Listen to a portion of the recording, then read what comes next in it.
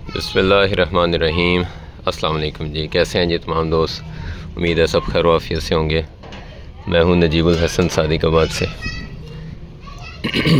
अच्छा जी, ये live stock का जो काम है ना, इसमें बड़े सारे मामलात पेश आते रहते हैं।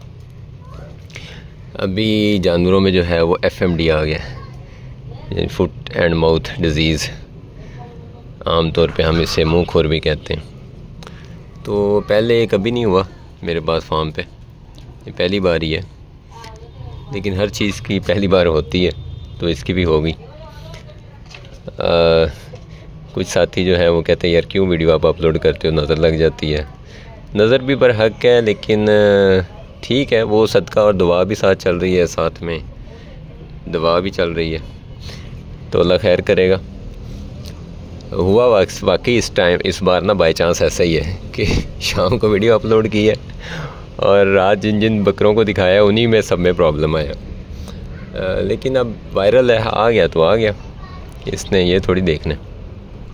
खैर आजकल ना ये बड़ा प्रॉब्लम आया हुआ है, मुख्तलिफ़ जगह से कई साथी भी रब्ता कर रहे हैं, इर्द गिर्द भी सुनने में आ रहा है। जिस स्टोर से मैं मेडिसिन लेता हूँ वहाँ भी बात हो रही थी, तो वो भी जिक्र कर रहे थे कि बहुत ज़्यादा मसला आया हुआ है। तो इसकी ना मैं आपको बेसिक सी ट्रीटमेंट बता देता हूँ जो 100% काम कर रही है। नॉर्मली वैसे मैं इतना मुतमिन नहीं होता, मैं यही कहता हूँ कि डॉक्टर से रब्ता करें किसी प्रॉब्लम के लिए, इस तरह के बेहतर भी वही होता है।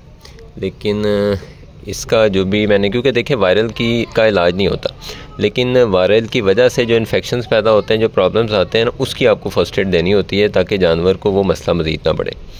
जैसे कि इनके जो पाँव हैं वो ख़राब होने लग जाते हैं, इनके मुंह में छाले आने लग जाते हैं। तो ये आप देखें, ये सामने बकरा, ये अभी ये चला है तो इसने पाँव जो है वो दबा के चला है, यानी जैसे तकलीफ़ महसूस होती है। तो सबसे पहले तो ये है कि आपने ऑब्ज़र्व करना है अपने जानवरों को। जब ये मसला आ गया है तो आपने बैठ के नोट करना है, उन जानवरों को पॉइंट आउट करना है जो आपको ढीले महसूस हो रहे हैं, जो थोड़ा लंगड़ा के चल रहे हैं। सबसे पहले इनमें लंगड़ा आ रहा है, खाना पीना पहले नहीं छोड़ते, पहले लंगड़ा आता है, फिर उसके बाद इनको बुखार होने लग जाता है। बुखार 104, 105, 106 तक चला जाता है। तो उसके लिए आपने ये करना है कि सबसे पहले आपने इनको लगाना है एवल। ये मार्केट से मिलता है आपको, ये लगाना है। इसके तकरीबन 5-10 मिनट बाद आपने इनको पेंसिलिन लगाना है। अगर आप ये पेंसिलिन लगाएंगे LA तो ये ज़्यादा बेहतर है, लॉन्ग एक्टिंग होता है। इसमें आप 48 घंटे बाद इसको लगाते हैं, तो इससे जानवर को जो नीडल की है ना स्ट्रेस, वो कम से कम आती है। तो मैंने ये 2 चीज़ें आज़मा के देखी हैं, बड़ी बेहतरीन है। जब पेंसिलिन जब भी लगाएं उससे पहले एवल लगाते हैं, क्योंकि इसका सम टाइम रिएक्शन आ भी सकता है पेंसिलिन का ना, इसलिए एहतियातन जो है वो पहले ये एनविल के नाम से जो एवल आता है ये आपने लगाना होता है। ठीक है।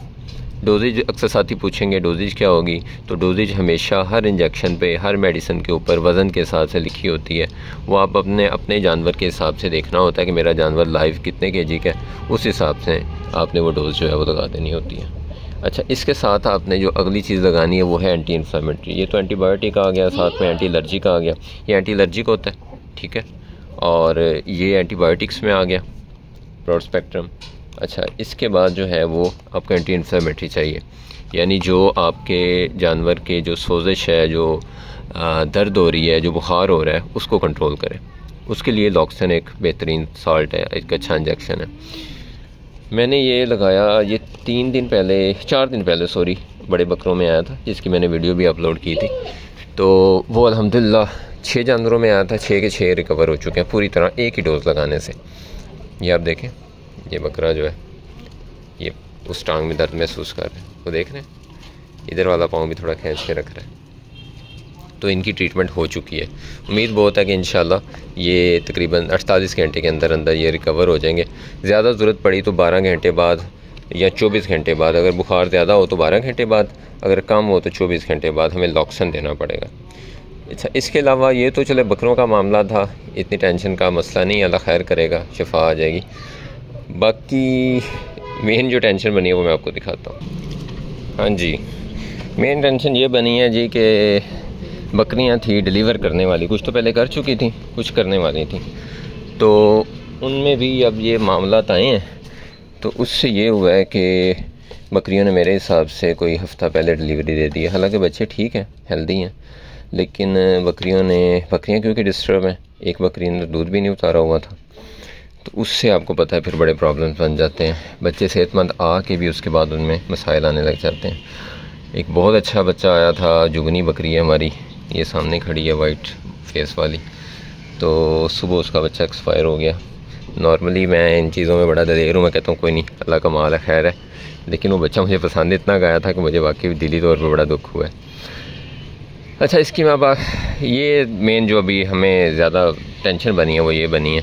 लेकिन अब देखें ना, ये तकरीबन आपको जानवर कमज़ोर नज़र आ रहे होंगे, क्योंकि इस दौरान जानवर जब तकलीफ़ में होता है उसने खाना पीना क्या, तो तकरीबन कुछ 7 से 8 बकरियाँ हैं जो डिस्टर्ब हो चुकी हैं, और इनकी ट्रीटमेंट कल शाम को हुई है। खा पी रही हैं, शुक्र अल्हम्दुलिल्लाह। अच्छा, खाने पीने में आप देख रहे होंगे कि ताज़ा चारा डाल रहे हैं, खुश्क चारा जो है वो बंद कर दिया। इस सूरत में आपको जानवर को जो है ना वो चारा जो है वो ताज़ा देना चाहिए, नरम ग़िज़ा देनी चाहिए, तो इसलिए इनको नरम ग़िज़ा दे रहे हैं। हमारी बछड़ी है, बाहर गाय है 2, इनको भी ये प्रॉब्लम सेम आया है, इनकी भी सेम ट्रीटमेंट हो रही है। बच्चे आप देख सकते हैं, ये 2 बच्चे, एक ये बैठा हुआ है, सुबह इसका भी टेम्परेचर डाउन था, इसका भी टेम्परेचर डाउन था, तो इसको जो है इनको मुझे समझ आई कि इनको ऑक्स्ट्रा एल देना चाहिए, ताकि इनमें अगर कोई क्योंकि इनमें इन्फेक्शन डिफरेंट टाइप का आ रहा था, दूध पीने से आ रहा था, तो टेम्परेचर ड्रॉप कर रहे थे, तो उसके साथ इनको MEY काम दिया, सॉरी डेक्सा दिया पहले, फिर MEY काम दिया है, हाफ CC डेक्सा और हाफ CC MEY का। जब इनका टेम्परेचर मेंटेन हुआ है तो एंटीबायोटिक के तौर पे इनको ऑक्स्ट्रा एल दिया है, तो उम्मीद बड़ी है कि अल्लाह खैर करेगा, ठीक हो जाएंगे, है ना। बाकी ये 2 बच्चे डिस्टर्ब हैं, एक सुबह ज़ाया हो गया था, ये 3 बकरियों के साथ बच्चे आए थे, बाकी ये आराम फरमा रहे हैं, लेकिन एहतियातन मैंने सभी को जो है वो हाफ CC की ऑक्स्ट्रा एल की डोज़ दे दी है। ये एक बच्चा फिर है बीच में, ये बहुत ज़्यादा डिस्टर्ब हो गया था, ये अल्हम्दुलिल्लाह आज रिकवर है, खा पी भी रहा है। इसकी चारों टांगें ऐसे हो गई थी कि इससे ठीक से चला नहीं जा रहा था। तो जब ये वायरल डिज़ीज़ आती है ना फार्म पे, तो आप यकीन करें कि बड़े बड़े तगड़े बंदों के ना हाथ पाँव फूल जाते हैं, क्योंकि आप एक जानवर की ट्रीटमेंट कर रहे हो, दूसरा अपसेट है, दूसरे की कर रहे हो, तीसरा अपसेट है, आपको समटाइम याद भी नहीं रहता कि मैंने किसकी ट्रीटमेंट की थी, कौन सा ठीक है, कौन सा डिस्टर्ब है। तो ये जो बच्चे हैं पहले आए थे, 12-13 बच्चे हैं, इनको भी एहतियातन लगा दिया, तो उम्मीद बड़ी है कि अब इंशाल्लाह मामला जो है वो रिकवरी की तरफ है। ये आप देखें ना, जानवर कितनी तकलीफ़ में है, 2 दिन में उसकी हालत देखें बकरी की क्या हो गई है। वायरल जो है ये खा जाता है जानवर को। तो अब ये बड़ा अच्छा दूध देने वाली बकरी है, लेकिन उस हिसाब से इसने दूध नहीं दिया। ये आगे इसकी पट जा रही है, इसने इस फर्स्ट टाइमर है, इसने डिलीवर किया बेचारी ने, वो ऐसे बिल्कुल टीला बन गई है। लेकिन अब देख के तकलीफ़ भी होती है, पर पता है अब ये बीमारी आई है तो आई है, अब इसको फेस करना है। तो ये इसका ये इलाज था, ये इसके सिम्टम्स थे, बहुत अच्छे, थैंक यू। तो मैंने आपको बता दिए हैं। खुराक में ये है कि आपने इनको अच्छा, इसमें इनमें भी एक पट थी, हाँ, खुराक में आपने ये करना है कि इनकी खुराक नरम कर देनी है, ग़िज़ा जो है वो ताज़ा चारा हो, ज़्यादा बेहतर है, ख़ास तौर पे गर्मियों में। ये देखें ना, इसने भी टांग उठाई हुई है, इसकी भी ट्रीटमेंट कर दी। अच्छा, नरम खुराक आपने देनी है। उसके बाद आपने इनको एनर्जी के तौर पे मोलासिस बड़ी अच्छी चीज़ है, जिसे हम शीरा राब कहते हैं। तो आप एक जानवर को तकरीबन 20 से 30 cc तक दिन में शीरा दे सकते हैं, क्योंकि इस दौरान इनको कोशिश करनी चाहिए थोड़ा ना ठंडी तासीर वाली चीज़ें दें। तो उसके लिए बेहतर ये है कि आप वो शीरा जो है वो पानी में डाल दें। हमारे इलाके में तो मौसम जो है वो दिन में अच्छा खासा गर्म हो गया, धूप बर्दाश्त नहीं होती। ये देखिए बच्चा माशाल्लाह अब ठीक है। तो मैंने क्या किया कि जो पानी है, ये देखें आप, पानी आपको ज़रा डार्क ब्राउन सा लग रहा होगा, तो इसमें शीरा डाल दिया। बकरियों के हिसाब से ना एक अंदाज़े से तकरीबन एक बकरी को पानी पिए तो 10 से 20 ग्राम तक जो है वो शीरा चला जाए।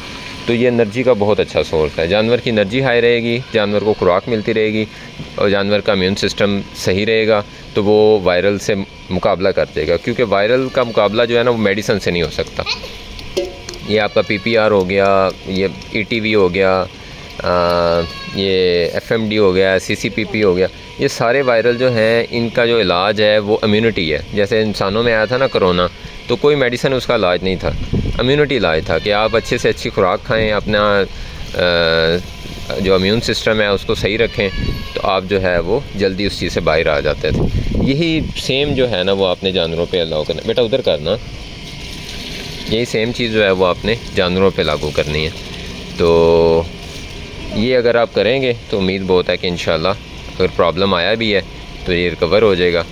बाकी घबराना नहीं है, वही इमरान खान वाली बात है कि घबराना नहीं है। बंदा परेशान होता है एकदम से बहुत, मैं भी हुआ हूँ, मगर ये है कि जब ट्रीटमेंट शुरू की है और उसके साथ साथ फौरी तौर पर रिकवरी आने लग गई है तो शुक्र अल्हम्दुलिल्लाह। बाकी सदका होता है, दुआ होती है, वो तो लाजमी है, वो सबसे पहले है, नवाफिल है वो ख़ास तौर पे वालदा को कहा है, तो उन्होंने मुझे पता है जो दुआ करनी है वो रद्द नहीं होनी। तो बाकी आप साथियों से भी दुआ की अपील है, रमज़ान मुबारक का महीना है, तो सदके दिल से दुआ कर दीजिएगा, अल्लाह ताला अपना करम करेगा। ठीक है जी, दुआ में याद रखें अपना, अपने जानवरों का ख्याल रखें, गिरदों नवाज़ सबका ख्याल रखें। अल्लाह हाफ़िज़।